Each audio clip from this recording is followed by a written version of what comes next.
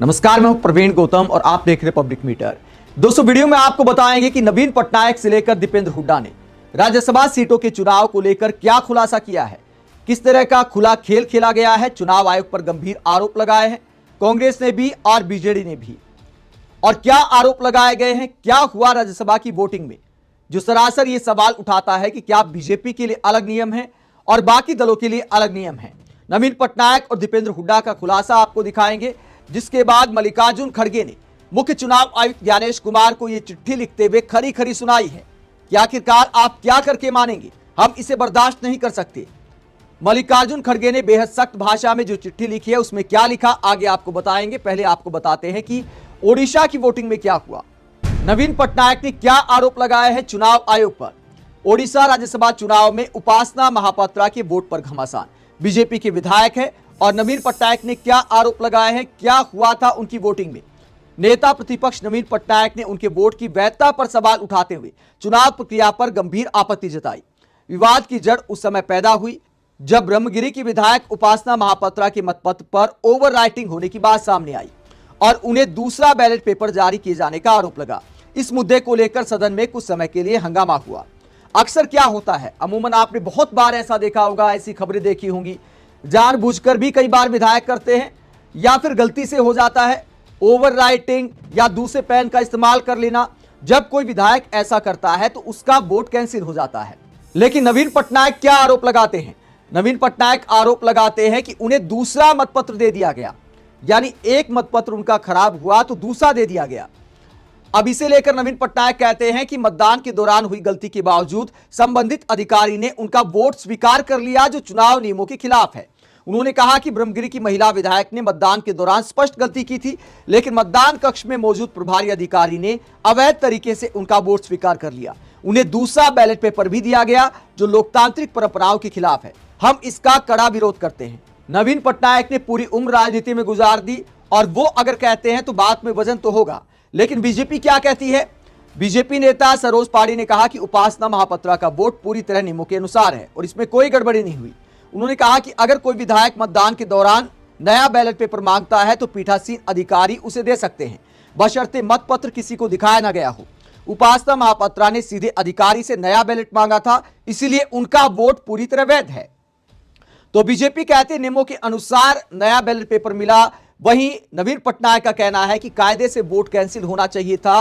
BJP के इस logic में कोई दम नहीं है और अब यह मामला सुप्रीम कोर्ट तक भी जा सकता है। उड़ीसा में जो वोटिंग हुई उसे लेकर और भी कई आरोप लगे हैं। वहीं कांग्रेस ने धन बल के इस्तेमाल का आरोप लगाया है। ओडिशा में कांग्रेस के कुछ विधायकों के गद्दारी करने की खबर भी सामने आई है। 3 विधायकों पर क्रॉस वोटिंग का आरोप लगा है कि बीजेपी उम्मीदवार को समर्थन दे दिया। इसे लेकर ओडिशा कांग्रेस के प्रभारी क्या कहते हैं, अजय कुमार लल्लू, वो क्या कहते हैं? ओडिशा के अंदर आज धनबल जीता है। हमारी पार्टी के 3 विधायकों ने अपना भविष्य बेचा है। विश्वासघात करने वालों को पार्टी छोड़ेगी नहीं। स्पीकर के यहां याचिका लगाकर उनकी सदस्यता रद्द कराएंगे, सुप्रीम कोर्ट तक जाएंगे। तो गद्दारी करने वाले 3 विधायकों की सदस्यता रद्द कराने का दावा कर रहे अजय कुमार लल्लू। लेकिन सवाल यह उठता है कि क्या अपने स्टैंड पर कांग्रेस कायम रह पाएगी? क्या वाकई सुप्रीम कोर्ट तक जाएगी? कई बार क्या होता है, चुनाव होता है, गुस्सा दिखाया जाता है, फिर मामला आया गया हो जाता है। किन विधायकों पर गद्दारी करने का आरोप लगा है? सबसे ज्यादा चर्चित चेहरा है सोफिया फिरदौस, कांग्रेस की विधायक है, पहली बार विधायक बनी है। सोफिया फिरदौस के अलावा 2 और विधायकों पर क्रॉस वोटिंग का आरोप लगा है। एनडीटीवी की खबर के मुताबिक रमेश जैना, दशरथी गोमांगो और सोफिया फिरदौस शामिल हैं जिन्होंने क्रॉस वोटिंग की है। अब कांग्रेस का कहना है कि पार्टी विप के खिलाफ जाकर अगर इन्होंने वोटिंग की है तो फिर इनकी सदस्यता रद्द कराने के लिए हम सुप्रीम कोर्ट तक जाएंगे। ओडिशा के अलावा हरियाणा चुनाव में क्या हुआ उसे लेकर भी सवाल उठाए हैं दीपेंद्र हुड्डा ने। कांग्रेस सांसद दीपेंद्र हुड्डा कहते हैं, आरोप लगाते हैं कि हमारे 4 सही वोटों को नाजायज तरीके से कैंसिल कराया गया। जब खरीद फरोख्त के तूफान को हमने आधे में रोक दिया तब प्रजातंत्र के चीरहरण का प्रयास करके धक्के से सीट छीनने का प्रयास हुआ। फिर भी हम डिगे नहीं, लड़े और अंततः जीते। पूरी रात इन डकैतों से लड़ हमने आज तो लोकतंत्र को बचा लिया, लेकिन देश के कल की चिंता है। तो दीपेंद्र हुड्डा सवाल उठाते हैं कि कांग्रेस के 4 सही वोटों को आखिरकार कैंसिल क्यों किया गया। हालांकि हरियाणा की राज्यसभा सीट के चुनाव में पहली बार ऐसा नहीं हुआ है। कई बार कांग्रेस विधायकों के वोट इनवैलिड करार दिए गए हैं और एक बार फिर 4 वोट इनवैलिड करार दिए गए।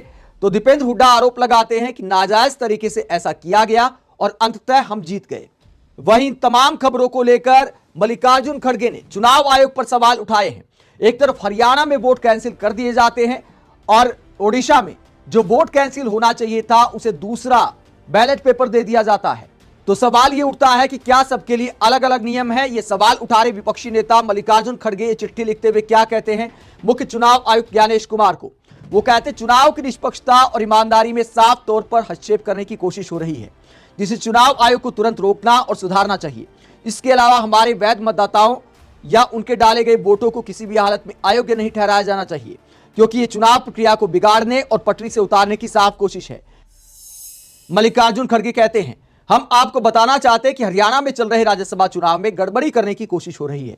हमारे उम्मीदवार श्री करमवीर सिंह बोध ने इस बारे में चुनाव आयोग को शिकायत दी है, जिसकी कॉपी इस पत्र के साथ भेजी गई है। चुनाव को प्रभावित करने की साफ कोशिश हो रही है, इसलिए इसे तुरंत रोका जाना चाहिए। साथ ही हमारे सही मतदाताओं या उनके वोट को किसी भी हालत में रद्द नहीं किया जाना चाहिए। मामला बहुत जरूरी है, इसलिए हम अनुरोध करते हैं कि हमें जल्द से जल्द समय दिया जाए। हमारे वरिष्ठ नेता डॉक्टर अभिषेक मनु सिंघवी के नेतृत्व में एक टीम आपसे मिलना चाहती है ताकि नतीजों से पहले इस मुद्दे पर बात हो सके। तो हरियाणा की राज्यसभा सीट के चुनाव में जो कुछ हो रहा था उस दरमियान मल्लिकार्जुन खड़गे को चिट्ठी लिखनी पड़ी। लेकिन राहत की बात कांग्रेस के लिए यह है कि कांग्रेस उम्मीदवार की आखिरकार जीत हो गई। पूरी रात महाभारत हुई इस सीट को लेकर और आखिरकार कांग्रेस को यहां पर जीत मिली। तो कांग्रेस वाले थोड़ी राहत पा सकते, लेकिन चुनाव आयोग पर फिर सवाल खड़े हो जाते कि आखिरकार बार बार ऐसा क्यों होता है। तमाम राज्यों से ऐसी खबरें क्यों आती हैं? हर बार शिकायत करने वाले विपक्षी नेता ही क्यों होते हैं? कभी बीजेपी वालों के साथ गलत होने की खबर क्यों नहीं सामने आती? इन राज्यसभा सीटों के चुनाव के बाद अब किसको फायदा हुआ है, ये समीकरण आप देख सकते हैं। कुल मिलाकर 37 राज्यसभा सीटों पर चुनाव था, जिसमें 22 पर एनडीए की जीत हुई है। महाराष्ट्र में 7 सीटों पर चुनाव था, 6 एनडीए ने जीती, 1 विपक्ष ने। तमिलनाडु में 6 सीटों पर चुनाव था, 2 एनडीए ने जीती, 4 विपक्ष ने। बिहार में 5 सीटों पर चुनाव था, 5 एनडीए के खाते में गई। पश्चिम बंगाल में 5 सीटों पर चुनाव था, 1 एनडीए ने जीती, 4 विपक्ष ने। ओडिशा में 4 सीटों पर चुनाव था, 3 एनडीए ने जीती, 1 विपक्ष ने। असम में 3 सीटों पर चुनाव था, तीनों एनडीए ने जीती। हरियाणा में 2 सीटों पर चुनाव था, 1 एनडीए ने जीती और 1 विपक्ष ने। तेलंगाना में 2 सीटों पर चुनाव था, जहां पर दोनों सीट विपक्ष की झोली में गई। छत्तीसगढ़ में 2 सीटों पर चुनाव था, मामला 1-1 का रहा। और हिमाचल में 1 सीट पर चुनाव था और यहां पर एनडीए को कोई सीट नहीं मिली। जो 1 सीट पर चुनाव था वो कांग्रेस ने जीता है। तो ये पूरा मामला है। 10 सीटों का फायदा एनडीए को हुआ है राज्यसभा में, और ज्यादा मजबूत हो गया है एनडीए संख्या बल के हिसाब से। आप इस पूरे मसले को लेकर क्या सोचते हैं? कमेंट बॉक्स में अपनी राय जरूर दें कि बार बार चुनाव आयोग पर सवाल उठते हैं। एक तरफ इनवैलिड करार दिए जाते विपक्ष के वोट, वहीं अगर बीजेपी विधायक गलती कर देता है या गलती कर देती है तो उसे दूसरा बैलेट पेपर दे दिया जाता है। आप क्या सोचते हैं? कमेंट बॉक्स में अपनी राय जरूर दें। साथ ही चैनल को सब्सक्राइब भी करें। नमस्कार।